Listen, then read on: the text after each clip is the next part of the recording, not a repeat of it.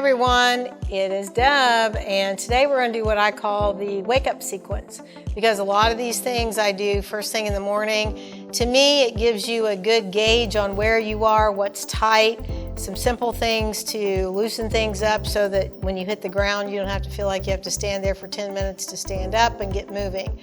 So I'm going to suggest that whatever you do or however you sleep, you're going to start on your back, and you need to remove all of your pillows as best you can.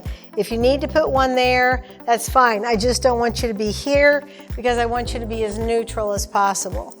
So if you need to move some things around so that you're in a good supine bent knee position. And again, there's going to be some give to that bed, but that's okay. At least it works. I do this all the time. So the first thing I usually do is kind of move my hips back and forth just to see if I've got any hips that are tight. Sometimes you'll have a hip that's tight over here. If you're one of those that sleep with your legs up and over, you definitely will have a tight spot. So you're going to kind of move back and forth slowly. And if there's something that you feel is tight, hang out there for a minute, because the muscles work like this. So if you're if the one on the left is tight and I go to the right, now that left one has to let go. And I'm just going to kind of go back and forth a little bit and see what's tight. A lot of you have low back issues. You'll notice that this will help alleviate some of that low back issue. So start there, and then you can take those legs up and grab underneath, not on the knees. You don't need any extra pressure on the knees. Besides that, if you put your hands on the hamstrings, it gives you a tighter stretch, deeper into the paraspinals and into the glutes. So then, after you're here, I want you to start doing foot circles. And you're gonna make nice, big, slow circles, and I usually start clockwise, and I usually start with 25 or 30. Now, you may not be able to do 25 or 30. You may be able to do 10 or 12. Again, challenge, don't force, but do make sure that it gets challenging or you're in overload. So you're gonna do 25 big, slow circles. Now the other thing, if you notice, when I make a big circle, I open up my toes in this dorsiflex position. Those toes have an important job. They're little, but they have a lot of work to do. So I'm going to circle, and I'm going to do that 25 times this way, and then I'm going to reverse it. Now, if you want to do something else because it's burning here, that's okay. What you need to realize is all the muscles that control the foot and ankle are in that lower leg. So if you do those correctly, you're going to feel that in the lower leg. If you put your hand here and you do foot circles, you're going to feel all kinds of things going on here. This is the part you need to also really make sure you work on. A lot of you will have a tough time getting to this dorsiflex position. This is your anti-trip muscle, what I call your anti-trip muscle. That's important so that you don't trip. But again, you're going to do slow circles, both directions. Work up to 25 or 30. You'll be amazed at how much better your feet feel when you hit the ground. Then I do some pumping, just kind of back and forth. And again, I want to go slow, because when I'm here, I'm stretching out anything on the top of that foot. I keep the toes open again, and I pulling them back and forth. I can do them together, or I can alternate, whatever I want to do. Then the next thing I do is I'm going to take those legs straight up in the air. Now, this is going to be a challenge for all of you, I guarantee, especially in the beginning. Your body's most functional angles are 90 degrees. That means I should be able to put my legs up without any tugging on that back side so that my body's in a 90-degree angle. And if you need to hold on, hold on. If you can hang there without holding on, that's great. This engages low abdominals. A lot of you need to understand that your low abdominals are weak. That plays a part in low back issues. So just holding your legs up in this position is also engaging your low abdominals. The two primary movers, or the focus here, should be the quads and the low abdominals. Now, you can hold it or you can do repetitions. Also make sure you go to dorsiflexion, because what you're going to get here is you're going to get a nice pull if the Achilles is tight, soleus, and even up into the calf. Again, muscles work like this, so when I tighten the front side, the back side has to let go. Here's the other thing you get with this, is now all your circulation and lymphatic is moving just by doing the foot circles and just by doing what we call static back pullbacks. So you're just tightening the quads, straightening the legs up. You don't want to be here. The demand is quad, not hip flexor. So just keep at it, hold it a few seconds, take a breather, and you may feel it on one, at the top or down here by the insertion point at the knee, and then you may feel it here or start out here. Pay attention to your foot position. Keep those open. And honestly, if you did 25, 30 of these, your quads are going to get tired. And a lot of times I'll do like 50 just before I ever get out of bed. Here's the other thing that happens. If there's any rotation in the hips, because you're flat on your back and your right and your left side are working together, it automatically takes out rotation, because a lot of you are in rotation. So just pull those legs up in the air, and if you want, just wiggle your toes, move your feet a little bit, and if there's any tight spots, you'll know it. All right? So in what we call that static back position. And if you do this often enough, I guarantee that you'll get to the point where you feel pretty much nothing, if you do that on a regular basis. Then the next thing I usually do is I'll go to frog. So I put the bottoms of my feet together. I make sure that my heels are lined up with the center of my pelvis. And I do a check. What's tight? A lot of times I'll put my fingers on hip crests just to see if they're even from midline. And if I need to release my hip flexor, I'll get in there, but I don't. If just lying in this position will alleviate hip pain, because a lot of you have hip pain and it's because those external rotators don't work correctly. If this is a challenge in terms of position to stay in, change the physics, adjust your feet. It may be easier to stay in this position. It may be easier to stay up here, depending on whether it's an internal or an external rotator issue. But get in this position and just stay there.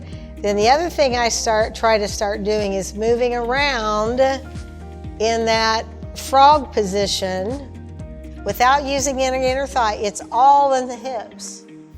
And I'm just moving to see again what's tight. Can I move?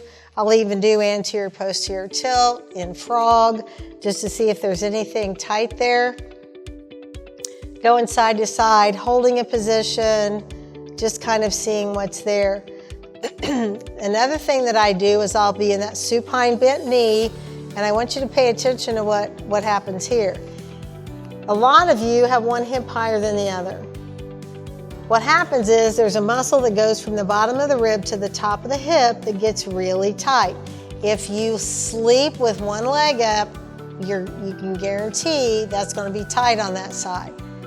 So what you need to do is lengthen, because the muscle fibers run this way. It's also involved in your gait. It has to be able to elongate so that you can take a nice stride. So I call this hip to heel. This is easier said than done if they are tight. So all I'm doing, because muscle fibers run this way, this needs to elongate, is I'm going to keep my feet still. I'm going to slide my left hip toward my left heel. And I'm going to hang out there. Do not get in a hurry. You have paraspinals, you have QLO, you have glute medius, you have a little bit of lat, you have a tensor. You may even feel it in the front if there's rotation. And then I'm going to do the other side and I'm going to switch it. So now I'm sliding my right hip toward my right heel. In this one, you want to keep the hips flat. Do not allow yourself to roll. Muscle fibers on the QL runs this way. We want to stay that way. So you're here. You're going to slide the heel or the hip toward the heel. See if anything's tight, kind of hang out there. Even if it's not tight, I still hang out there to see if anything shows up because there's so many things involved.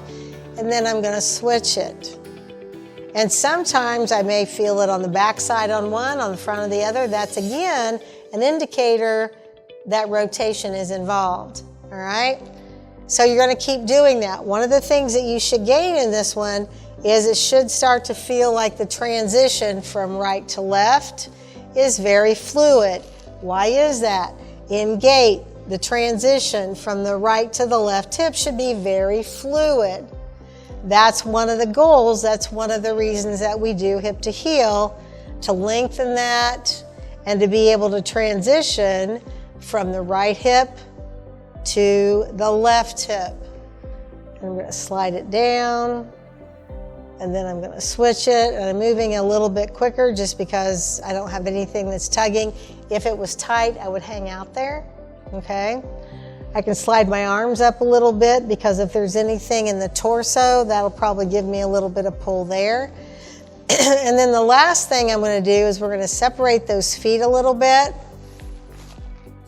And I'm going to drop both knees inward, both to the left, and see what's tight. Now, this one, if the front of the hip is tight, you'll feel it. You may even feel it into the quad. And I'm just going to hang out there. If you have a knee, if this muscle right here is tight, you may feel it in the knee. That doesn't mean don't do it. That just means do what your body's going to allow you to do and then go again, because this will help change that.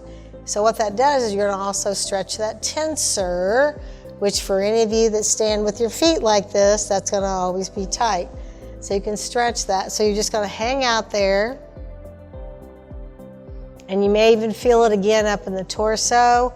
And then you're going to bring it back. Notice that my feet are wider than my hips, so I can see my heels on both sides. So now I'm going to drop both legs this way and see if there's anything there. Again, I'm going to hang out. I'm going to make sure there's no tightness in the front of the hip, the front of the quad. Just kind of hang out. And then after I do that on both sides, and if it's really tight, you may want to do it twice. My rule of thumb is on a scale of 0 to 10, 0 being none, 10 being the most, you want to try and get it down to a 2 or a 3.